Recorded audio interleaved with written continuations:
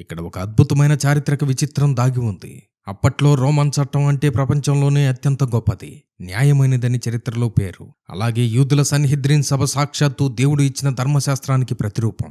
కానీ విచిత్రం ఏంటంటే, మార్గము సత్యము జీవము అయిన దేవుడే నేరుగా వచ్చి వాళ్ల ముందు నిలబడితే రోమన్ల న్యాయం కుర్చీ భయంతో కళ్ళు మూసుకుంది. యూదుల ధర్మం అసూయతో అబద్ధాలాడింది. మానవ చట్టాలు, మనుషుల నీతి దేవుని ముందు ఎంత పనికిమాలినవో ఇవి నిరూపించాయి. దేవుని రక్షణ ప్రణాళిక, బైబిల్ ప్రవచనాలు ఎంత ఖచ్చితంగా నెరవేరతాయో ఈ విచారణలు పక్కాగా నిరూపించాయి. నా మీద అబద్ధపు సాక్షులు లేచియున్నారు అని 35వ కీర్తన 11వ వచనంలో చూస్తాం. అది అన్నా కైపా ముందు అక్షరాలా నెరవేరింది. మనుషులు తమ రాజకీయాల కోసం దేవుణ్ణి చంపేస్తున్నాం అనుకుని సంబరాలు చేసుకున్నారు గాని దేవుడు వాళ్ళ క్రూరత్వాన్నే వాడుకుని ప్రపంచ మానవాళికి రక్షణను పుట్టించాడు. మనుషుల ద్వేషం దేవుని ప్రేమను ఆపలేకపోయింది. ఇది చాలా అత్యంత లోతైన సత్యం. వెలుగు కలుగునుగాక అని ఆయన నోరు తెరిచి ఒక్క మాట చెబితే కోటాను కోట్ల నక్షత్రాలు, గ్యాలక్సీలు పుట్టాయి.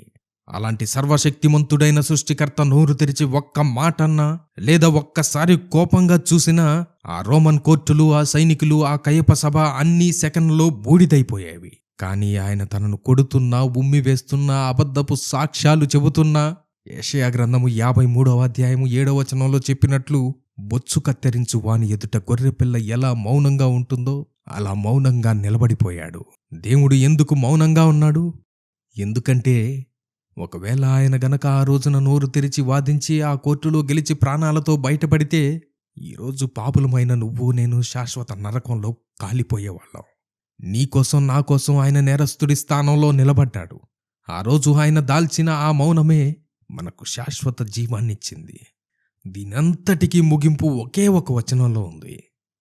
యోహాను సువార్త 3వ అధ్యాయము 16వ వచనం.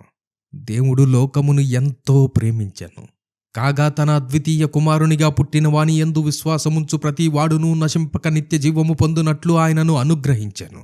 పాపం అంటే ఏంటో కూడా తెలియని పవిత్ర దేవుడు మన పాపాలను తన మీద వేసుకుని ఒక సామాన్య నేరస్తుడిలా నిలబడ్డాడు అంటే ఆయన చూపే అగాపే ప్రేమకు ఇంతకంటే నిదర్శనం మన విశ్వంలో మరొకటి లేదు.